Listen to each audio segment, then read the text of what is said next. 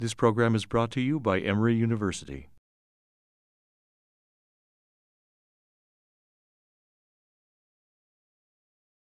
The Warburg effect, it describes a very unique metabolic property of cancer cells compared with the normal differentiated cells.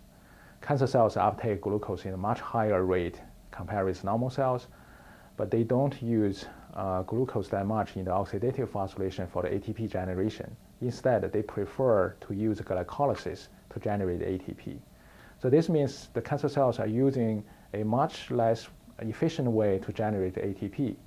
Then why this would provide metabolic advantage for the tumor growth? There are two reasons. One is that glycolysis can generate ATP in a much faster manner compared with the oxidative phosphorylation.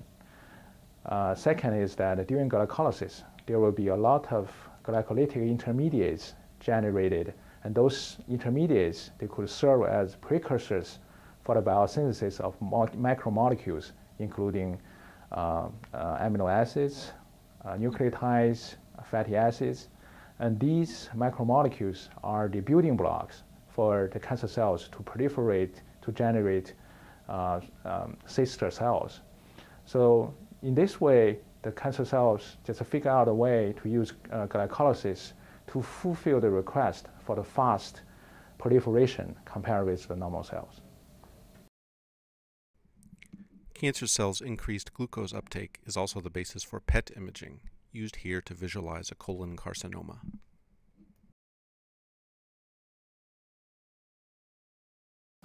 So in our paper, we have been interested in the role of oncogenic tyrosine kinases in the cancer metabolism. So we performed phosphoproteomics studies, and we identified a number of metabolic enzymes that are tyrosine phosphorylated in cancer cells. These include the PDHK. So we found that tyrosine phosphorylation activates PDHK, probably leading to the inhibition of PDH and the functional inhibition of mitochondria, which ensures glycolysis is carried on in cancer cells.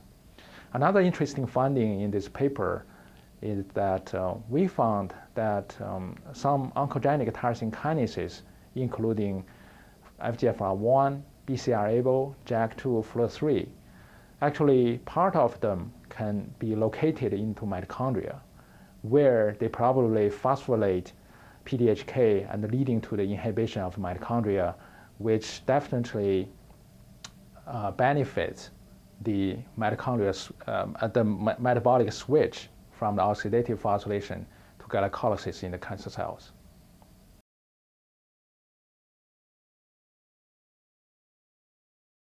So our studies and other groups' results show that PDHK is upregulated in cancer cells, not only just the protein levels, but also the activity levels. Like in our paper, we show that tyrosine phosphorylation activates PDHK. Then this really suggests that PDHK activity is upregulated in cancer cells. It could serve as a very attractive therapeutic target.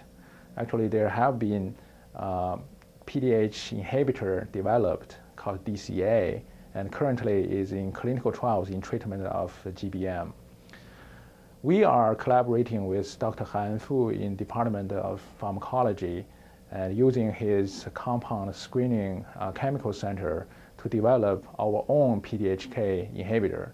And we want to generate and develop the more specific and potent PDHK1 inhibitor and use that as anti-cancer agent.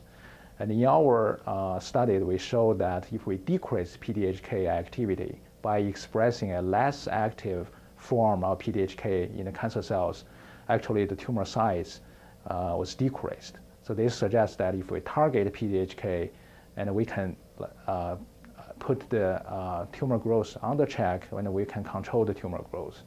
So then this provides the foundation for the drug development for us to screen and develop the PDHK1 inhibitor like what we're doing now.